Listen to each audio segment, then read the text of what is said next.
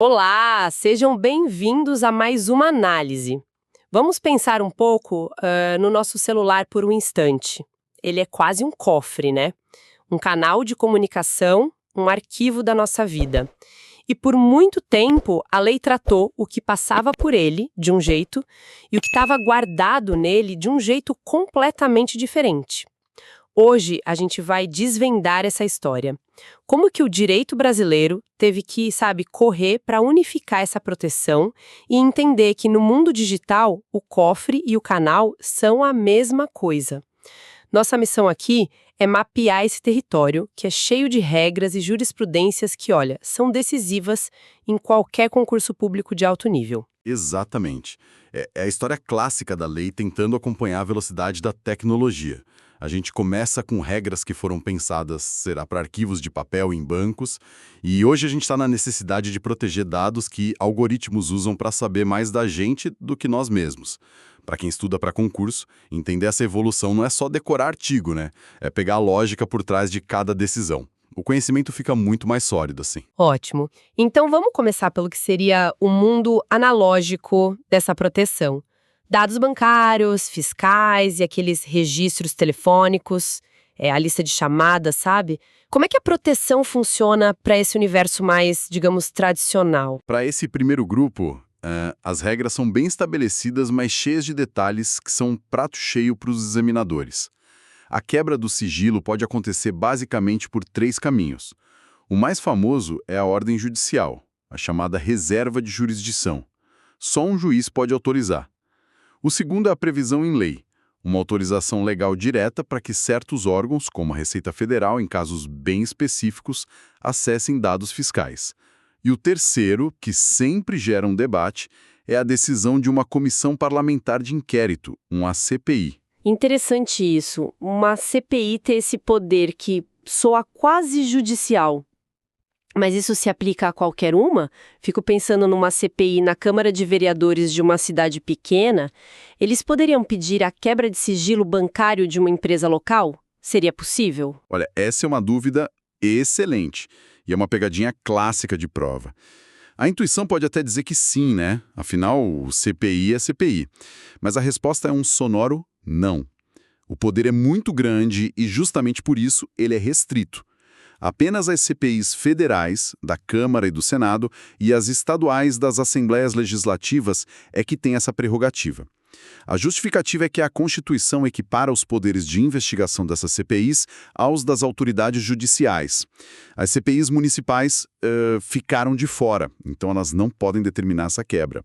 É um detalhe que decide uma questão. Entendido. É uma limitação de competência, então, fundamental. Mas hoje em dia, vamos combinar, discutir só sigilo bancário e fiscal parece até um pouco nostálgico. A verdadeira fronteira do debate, o campo de batalha mesmo, está no aparelho que a gente carrega no bolso. Os dados telemáticos. Sem a menor dúvida. Dados telemáticos são, em essência, todo esse universo de informações que trafegam e são guardadas no nosso mundo digital. E-mails, mensagens de WhatsApp, fotos na nuvem, histórico de navegação, é a nossa vida digitalizada. E foi aí que o judiciário teve que fazer uma verdadeira ginástica para adaptar as regras antigas a essa nova realidade. E teve uma grande virada de chave nesse entendimento, não é? Houve um tempo em que a lei parecia enxergar o celular mais como um arquivo físico, um depósito, do que como uma extensão da nossa comunicação. Perfeitamente colocado. Essa foi a mudança de paradigma. A visão antiga do Supremo era de que a proteção constitucional do sigilo se aplicava ao fluxo da comunicação. Sabe, a transmissão dos dados. Pensa num carteiro entregando uma carta selada. A proteção estaria na inviolabilidade da carta durante o trajeto. Uma vez que a carta chegasse e fosse guardada na sua gaveta, a proteção seria outra. Aplicando essa analogia, o STF entendia que, ao apreender um celular, a polícia podia acessar os dados que já estavam armazenados ali sem precisar de uma nova ordem judicial, porque o fluxo de comunicação já tinha, acabado. O que na prática esvaziava quase que por completo a proteção, né? Exatamente, era uma visão que se tornou insustentável. A jurisprudência, tanto do STF quanto do STJ, evoluiu para entender que um smartphone não é uma simples gaveta. Ele é um meio de comunicação constante. As conversas, os e-mails, os dados estão num estado permanente de comunicação e armazenamento. Por isso, a visão atual protege tanto o fluxo quanto os registros. O aparelho e tudo que está nele estão sob o manto da cláusula de reserva de jurisdição. Isso é uma virada de chave gigantesca. Porque na prática significa que a evidência mais rica de um crime, as conversas, a localização, as fotos, está trancada num cofre digital. Mesmo quando o suspeito já está detido. A chave desse cofre não está mais na mão do policial na rua, mas sim na mão do juiz. E essa é a regra de ouro para qualquer prova hoje. Imagina a cena. Uma prisão em flagrante. O policial tem o suspeito e o celular na mão. A tentação de só abrir e procurar a prova de ouro deve ser imensa. Mas a jurisprudência atual funciona como um freio de mão. Aquele gesto de deslizar o dedo para desbloquear e ler as conversas é o que separa uma prova lícita de uma prova nula, que pode derrubar todo um processo. A polícia pode e deve apreender o aparelho, mas o acesso ao seu conteúdo Depende de autorização judicial. depende de autorização judicial, ponto. A não ser, claro, que o próprio dono autorize o acesso, mas isso já é outra discussão. Para fins de concurso, a regra é: precisa de ordem do juiz. Certo, isso cobre os dados que estão armazenados no aparelho, o que está no cofre. Mas e a comunicação em si? O telefonema acontecendo em tempo real. Imagino que grampear alguém seja uma história completamente diferente, com regras ainda mais rígidas, certo? Muito mais rígidas. Aí a gente sai da proteção genérica de dados e entra no campo da interceptação das comunicações telefônicas, o famoso grampo. E para isso, a Constituição é extremamente exigente. São 3 requisitos que precisam estar presentes ao mesmo tempo. Primeiro, só por ordem judicial. Nenhuma outra autoridade, nem CPI, nem Ministério Público pode determinar um grampo. Segundo, a finalidade é restritíssima. Serve apenas para investigação criminal ou para instrução de um processo penal. Não se pode grampear alguém para um processo civil, por exemplo. E terceiro, tudo deve seguir as hipóteses e a forma previstas em lei. É a chamada reserva legal qualificada, que no caso é a Lei 9.296 de 96, a Lei de Interceptação Telefônica. Essa restrição de finalidade para a área penal é muito forte. Mas e se a prova, uma vez obtida legalmente por um processo criminal, revelar também uma falta administrativa grave de um servidor? Ela pode ser usada nesse outro processo? Parece, sei lá, um atalho útil usar a prova de um processo em outro? Essa é a discussão sobre a prova emprestada. E a resposta é sim, pode.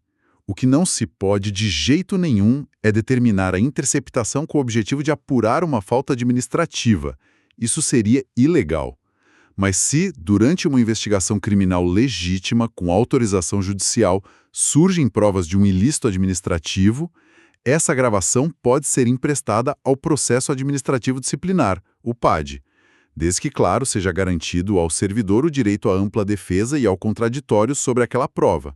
A origem da prova é lícita, o que se faz é aproveitar o conteúdo em outra esfera. Faz todo sentido. Mas ainda sobre a origem da prova, a gente sabe que muitas investigações começam com denúncias anônimas. Isso não abre uma porta perigosa? Alguém poderia fazer uma denúncia anônima só para prejudicar um desafeto e conseguir que o telefone dele seja grampeado? O sistema jurídico criou salvaguardas contra isso. A jurisprudência é pacífica. Uma denúncia anônima, por si só, não autoriza uma interceptação telefônica.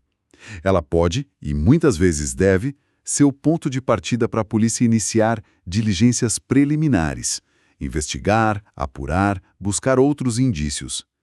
Se essas diligências trouxerem elementos concretos que corroborem a suspeita, aí sim o delegado pode representar ao juiz pelo pedido de interceptação.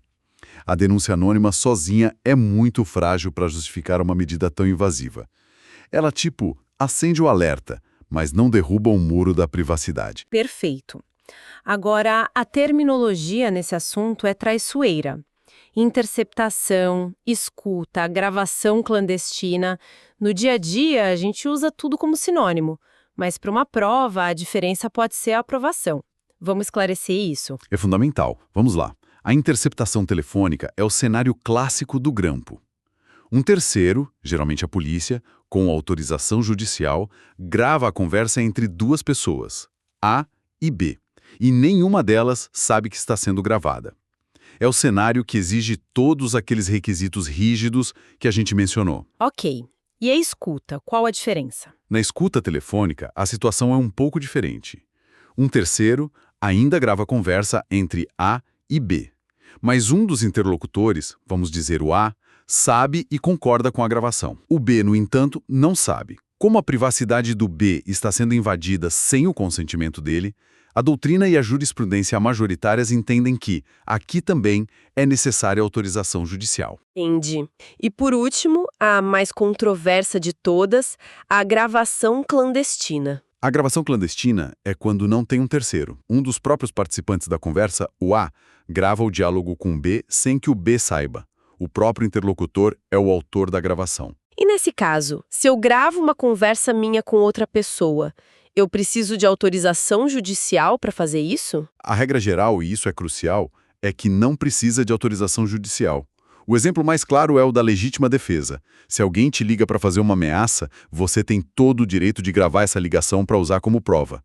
Seria absurdo exigir que você, sob ameaça, tivesse que ir atrás de uma ordem de um juiz. Certo, mas com certeza existem exceções, né? Sim, e são exceções importantes. A gravação se torna ilícita, por exemplo, se a conversa estiver protegida por sigilo profissional. Pensa no diálogo entre um cliente e seu advogado. Ok, faz sentido. E tem mais alguma exceção relevante? Sim, uma muito relevante, definida pelo STF. Se a gravação clandestina é feita por uma autoridade policial, de forma dissimulada, para obter uma confissão de um suspeito que não sabe que está sendo gravado, essa prova é considerada ilícita. O Supremo entendeu que essa tática viola o direito ao silêncio e o princípio de que ninguém é obrigado a produzir prova contra si mesmo. É uma forma de contornar as garantias do interrogatório formal, entende? Entendo. Essas exceções são os detalhes que definem uma questão de concurso. Até agora, a gente falou de como a jurisprudência foi se adaptando, bem que correndo atrás da tecnologia, mas em 2022 o jogo mudou de patamar. A própria Constituição foi atualizada para refletir essa nova realidade digital, não foi? Foi um passo gigantesco. A Emenda Constitucional 115 de 2022 inseriu um novo inciso no artigo 5º, tornando a proteção de dados pessoais, inclusive nos meios digitais, um direito fundamental. Foi a forma de o legislador dizer, olha, chega de instabilidade, chega de depender só da interpretação dos tribunais. A proteção agora está gravada na pedra da Constituição. Isso dá muito mais segurança jurídica. E essa mudança se conecta diretamente com a Lei Geral de Proteção de Dados, a LGPD, e com essa realidade de que nossos dados se tornaram a principal moeda da economia digital. Totalmente. A emenda constitucionaliza a preocupação que a LGPD já trazia. E tem um exemplo real dos Estados Unidos que ilustra perfeitamente o porquê dessa preocupação. Uma grande rede de lojas de departamento descobriu que uma cliente adolescente estava grávida antes mesmo do pai dela. Como? O algoritmo da loja analisou o histórico de compras dela. Ela comprou um teste de gravidez, loções sem cheiro, vitaminas específicas. O sistema conectou os pontos e proativamente enviou para a casa dela um catálogo com produtos para bebês. Que história! Parece ficção científica, mas é real. E mostra que o problema não é só o governo querendo acessar seus dados, mas também empresas privadas sabendo da sua vida antes de você e usando isso para te vender coisas. Precisamente. Mostra que o direito precisava dar uma resposta a um mundo onde dados são o novo petróleo. Algoritmos podem prever nossos comportamentos, nossas condições de saúde, nossas intenções. A LGPD e agora a Emenda Constitucional 115 são as ferramentas jurídicas que o Brasil criou para tentar equilibrar essa balança, para proteger a autonomia e a privacidade das pessoas nesse novo cenário. Ok, se a gente tivesse que resumir tudo em 3 regras de ouro para o dia da prova, para fixar o conhecimento, quais seriam? Vamos lá. Regra número 1, saiba diferenciar as regras de quebra. Para dados bancários fiscais e registros telefônicos, as vias são 3, ordem judicial, lei ou CPI federal ou estadual. Para as comunicações telefônicas, o grampo, o caminho é um só e é bem estreito. ordem judicial para fins penais, na forma da lei. Regra 2. O acesso ao conteúdo de um celular apreendido exige sim autorização judicial. A jurisprudência está consolidada nisso. E regra 3. A proteção de dados pessoais, inclusive digitais, agora é um direito fundamental expresso na Constituição. Isso reforça e dá base para todo o resto. Uma síntese perfeita. E talvez uma reflexão final que toda essa discussão provoca. Costuma-se dizer que, quando um serviço digital é gratuito, o produto somos nós. Ou melhor, são os nossos dados. A emenda constitucional e a LGPD são um passo importante, mas a questão que fica é, num mundo onde o acesso a qualquer serviço digital depende de um clique apressado em "aceita os termos", como o direito pode de fato garantir que o nosso consentimento seja verdadeiramente livre e informado? É o grande desafio para o futuro. Uma provocação necessária para a gente continuar pensando. Com isso, fechamos nossa análise de hoje. E para todos que acompanharam essa série de aulas até aqui, nosso muito obrigado pela companhia e pela dedicação. Esperamos que esta análise detalhada ajude a consolidar o conhecimento para sua aprovação. Se este conteúdo te ajudou nos seus estudos para concursos públicos, aproveite e assista agora a outros vídeos de nosso canal. Aqui você encontra material gratuito, dicas de estudo e conteúdos atualizados para concursos públicos. Inscreva-se no canal, ative o sininho para não perder nenhuma aula, compartilhe com outros concurseiros e deixe seu comentário com dúvidas ou sugestões.